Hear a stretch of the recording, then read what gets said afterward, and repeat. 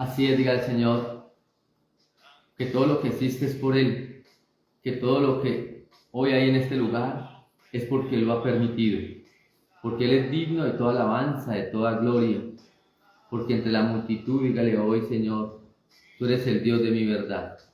Bendito es el Dios, Rey del universo, que vive por los siglos de los siglos.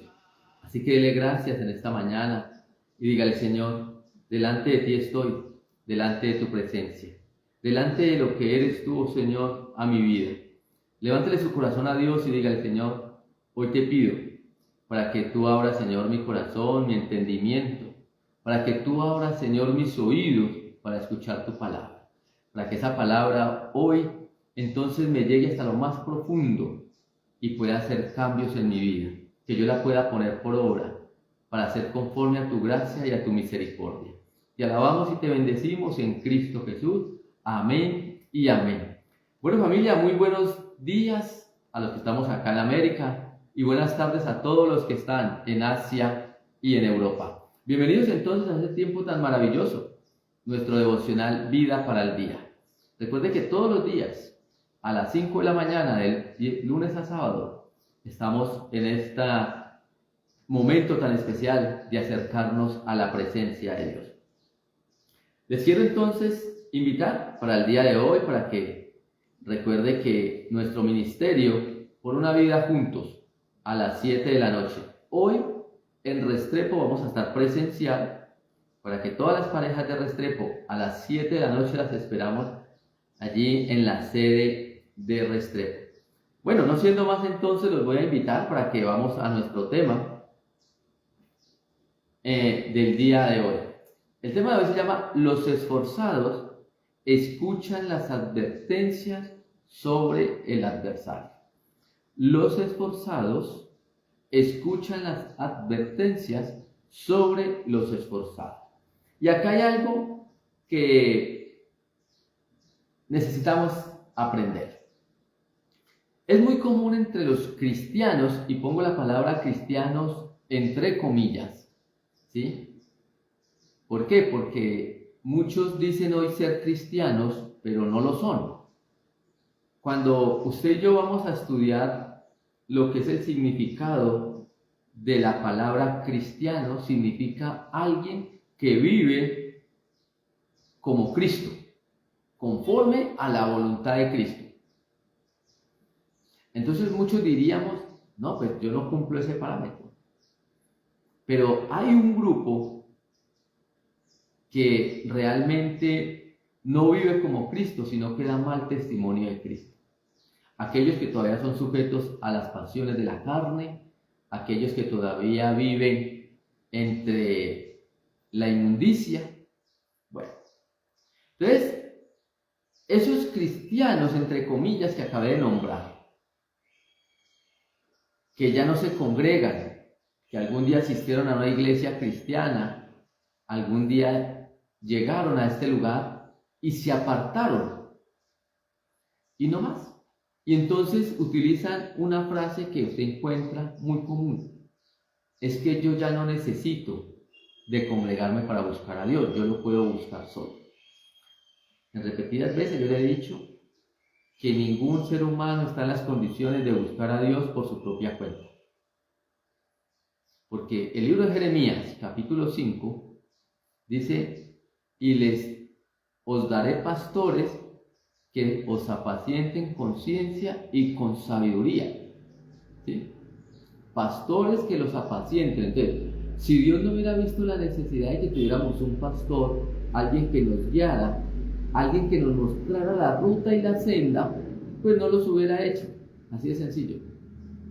Pero como Dios sabe que no estamos en esa disposición del corazón para buscarlo, Él nos dejó unos pastores que nos apacienten. Y esa es la tarea de nosotros, pastores: estar pendiente de las ovejas, estar llamándolas, estar buscándolas. Porque las ovejas muchas veces se dispersan. Entonces hay que estarlas buscando, recordándoles, llamándolas, mirando cómo se sienten. ¿Sí? Bueno, pero hoy no vamos a hablar de las ovejas. Estos cristianos se han retirado por diferentes razones, ¿sí? Y hay una muy común, y es que escucharon la voz del adversario. En otras palabras, el diablo es conocido en la Biblia como el adversario, como el enemigo, como león rugiente, ¿sí? Como Satanás, como Lucifer, como usted lo quiera llamar. Muchos han escuchado la voz del enemigo y se apartan. No escucharon la voz de Dios. La palabra del Señor dice que mis ovejas escucharon mi voz y ellas me siguen. Pero no escuchamos esa voz de Cristo. Escuchamos la voz de aquel que está haciendo lo malo. Este destructor, porque la palabra de Dios lo dice, él ha venido para destruir, para matar, para robar, hurtar y destruir. Ese destructor, ¿sí?, así se conoce también en las Escrituras, es un enemigo. Y no solamente es enemigo suyo, de los cristianos, no. Es enemigo del plan de Dios. Es decir, es enemigo de Dios. Él quiere destruir los planes de Dios. Él quiere destruirnos a nosotros, no porque le interesemos como personas o como un trofeo, no. Lo que pasa es que Él sabe que cuando nos destruye a nosotros, está destruyendo el plan de Dios, está atacando directamente a Dios. Porque si a alguien le duele lo que sucede con nosotros, es a un buen padre. Y nosotros tenemos el mejor papá del mundo, al Señor. Yo le voy a dar un ejemplo. Usted y yo somos padres. Y lo que más nos duele es, por ejemplo, cuando nuestros hijos se enferman, o cuando nuestros hijos están pasando una dificultad, una necesidad, y nosotros nos sentimos impotentes para ayudarlos. Pues resulta que esa misma frustración de nosotros como padres terrenales es la que sufre Dios cuando el enemigo entonces nos abarca, cuando el enemigo entonces nos toma y nos quiere entonces sujetar al pecado. Dios se siente frustrado, y no porque Él no tenga el poder, no. Recuérdelo bien, Dios es poderoso en todo. Lo que pasa es que Dios nos dio libre albedrío, y ese libre albedrío hay algo que el Señor no va a romper, y es que nosotros tomemos decisiones por sí mismos. Dios no se va a involucrar en imponernos algo a nosotros, no. Usted nunca espere que Dios le imponga. Dios le muestra el camino. Y si usted mira la Biblia dice que está un camino ancho y un camino estrecho. Por el camino ancho lo va a llevar a la perdición y a la muerte espiritual. El camino estrecho, aunque es dificultoso, va a tener momentos de angustia, lo va a llevar a la victoria, a la vida eterna. Siempre van a haber dos caminos. ¿Sí? No es que Dios le imponga, no. Dios le muestra. Dios le ha permitido entonces a usted escoger entre la vida y la muerte. Sí, si usted lee Romanos capítulo 6, versículo 23, él dice que la paga del pecado es la muerte, mas la dádiva de Dios es vida eterna. Mire que ahí están los dos caminos. Él está diciendo, mire, hijo, o tome el camino de la muerte o tome el camino de la vida. Juan capítulo 10, versículo 10 dice que el ladrón ha venido para hurtar, matar y destruir. Pero el Señor ha venido para que tengamos vida en abundancia. Dos caminos. Usted escoge la destrucción, la muerte espiritual, o coge la vida en abundancia. Ahí es donde usted y yo tenemos que aprender. O si escuchamos la voz de Dios, o si escuchamos la voz del enemigo. Si usted escucha al destructor o escucha al constructor. Recuerde la parábola de los dos cimientos. Aquel que construye sobre la roca, sobre el fundamento, se le llama prudente. Aquel que construye sobre la arena se le llama imprudente, insensato. Dos caminos. O usted es sabio, prudente, o usted es un insensato. La parábola de las vírgenes, 5 prudentes, 5 imprudentes. Las que llevaron aceite y las que no llevaron. Dos caminos para que usted escoja. Y la Biblia está hecha así. Dios no te va a imponer y le va a decir, mire mi hijito, usted tiene que caminar por acá. Usted tiene que hacer esto. La palabra de Dios nunca es de tener, sino de disponer. El corazón mío se tiene que disponer a seguir la instrucción de Dios. Lo que pasa es que entonces yo escucho la voz del enemigo y me vuelvo insensato. ¿Sí? Le repito. El destructor, como se conoce entonces en las Escrituras, él es el opositor de Dios y los planes de la salvación.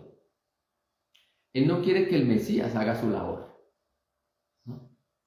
El ladrón no viene sino para hurtar, matar y destruir. Entonces nace una primera pregunta, y acá es importante. ¿Qué pasa con aquellos hombres que hoy se apartaron de la vida, de la congregación, de la vida espiritual? No volvieron a Cristo, sino que están en el mundo. Pues la palabra de Dios me lo enseña muy claro. Y vamos a verlo de dos formas. ¿Sí? Ayer hablábamos de la vida eterna, que nadie pierde la salvación después de haber recibido a Cristo. Pues escúcheme bien, nadie pierde la salvación después de haber recibido a Cristo. Y acá hay algo importante, haber recibido a Cristo. ¿Sí? Téngalo claro, porque esa frase la vamos a necesitar ahora. Entonces, Primera de Timoteo, capítulo 2, versículo 5 dice, porque hay un solo Dios y un solo mediador entre Dios y los hombres, Jesucristo hombre. ¿Qué significa eso? La misericordia de Dios, la misericordia del Señor, está sobre nosotros por medio de nuestro Señor Jesucristo. Si usted y yo no recibimos a Cristo, no tenemos mediador. Quiere decir, la misericordia de Dios no va a estar sobre mí. La gloria de Dios no va a estar sobre mí. Yo necesito recibir a Cristo. Pero no nos podemos engañar. Y aquí sí hay algo más claro todavía. Usted no puede decir que recibió a Cristo cuando su vida no ha sido cambiada y su vida no ha sido transformada. Si usted sigue siendo ese hombre o esa mujer de la vieja naturaleza, al que le gusta estar sujeto al pecado, al que le gusta seguir haciendo las cosas que no son buenas, que no le convienen, aquellas cosas que son malas, usted no ha recibido a Cristo. Porque la palabra de Dios me enseña una cosa diferente. La palabra de Dios me dice que cuando yo recibo a Cristo como Señor y como Salvador, entonces todas las cosas son hechas nuevas. Las cosas viejas pasaron. Entonces usted ya no puede estar sujeto al pasado. Usted ya no puede estar caminando en esa vieja vida en la cual usted era un esclavo, en la cual usted era una persona sujeta a pasiones de la carne. Ya no puede estar allí. Pero si usted entonces recibió a Cristo e hizo una transformación de su vida, porque en ese momento Dios le puso un corazón nuevo y un espíritu nuevo, entonces usted tiene a Cristo en el corazón. Pero si sigue sujeto a las pasiones viejas, hágase una pregunta. ¿Qué tanto recibió usted a Cristo?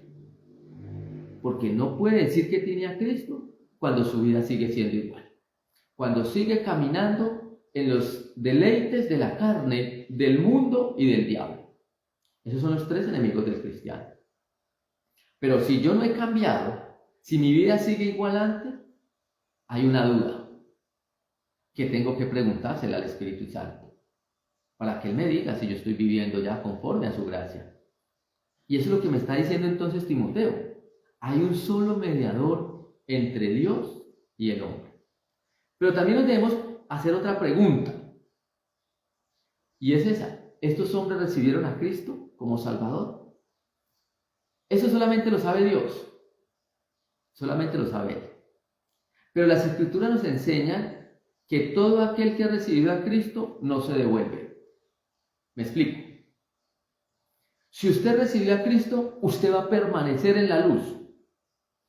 Usted va a permanecer en la santidad. Usted va a permanecer en el camino. Usted se va a deleitar en el Señor. Usted ya no se va a deleitar en lo malo. Usted ya no va a necesitar. Hagamos un ejemplo. Aquellas personas que viven sujetas a las sustancias psicotrópicas. Cuando yo recibo a Cristo, Dios me da un espíritu de dominio propio y no de cobardía. Yo ya no voy a volver a necesitar eso. Porque entonces ya ese vacío que yo presentaba, lo lleno con mi Señor. Antes lo estaba llenando con estas sustancias. Pero ahora entonces, ¿qué lo tengo que hacer? Llenarlo con mi Señor, con Cristo. Ahí yo demuestro que tengo un cambio. Pero si yo sigo sujeto a esta sustancia, tengo que preguntarme, ¿qué pasa con mi relación con Dios? ¿Por qué no tengo el dominio propio para alejarme de este mundo, de estas situaciones que no solamente me hago daño yo, sino que le hago daño a mi sociedad, a los que hay a mi alrededor? Esa es la pregunta que nos tenemos que hacer hoy. Y no solamente en esta situación, sino en muchas situaciones. ¿Qué estoy viviendo con Cristo?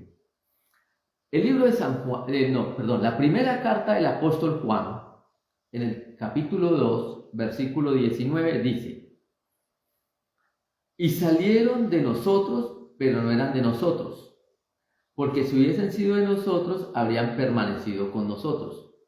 Pero salieron para que se manifieste que todos no son de nosotros. Hay una pregunta, o más bien acá una aclaración.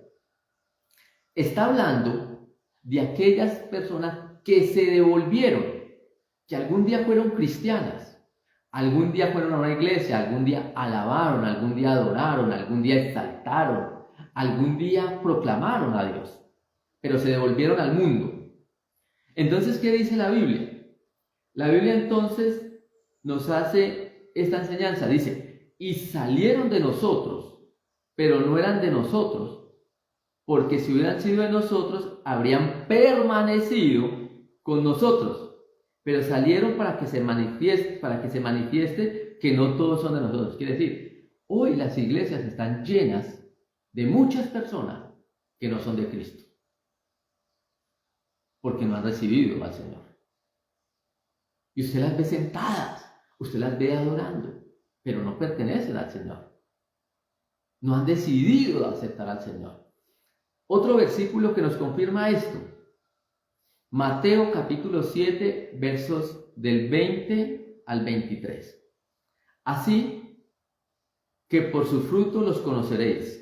No todo el que me dice Señor, Señor, entrará en el reino de los cielos, sino el que hace la voluntad de mi Padre que está en los cielos.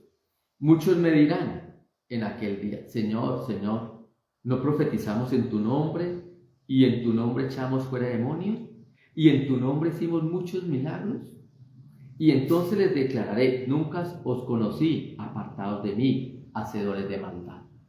Miren, que no todo el que hace milagros, no todo el que saca demonios, no todo el que le dice Señor, Señor, es de Cristo. No. Y hay que entenderlo desde otro punto de vista. ¿Sí? Estos dos pasajes de las Escrituras no me hablan de perder la salvación. ¿Sabe de qué me hablan? Que nunca han tenido la salvación.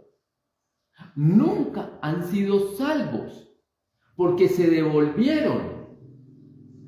porque nunca aceptaron a Cristo en su corazón.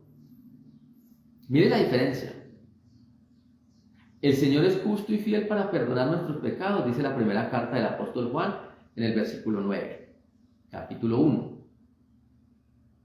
Pero es que estos hombres no se devolvieron y se equivocaron y cometieron un pecado y siguieron congregándose. No, ellos decidieron regresar a su vida, a su lascivia y a su inmoralidad. Decidieron entonces volver al camino.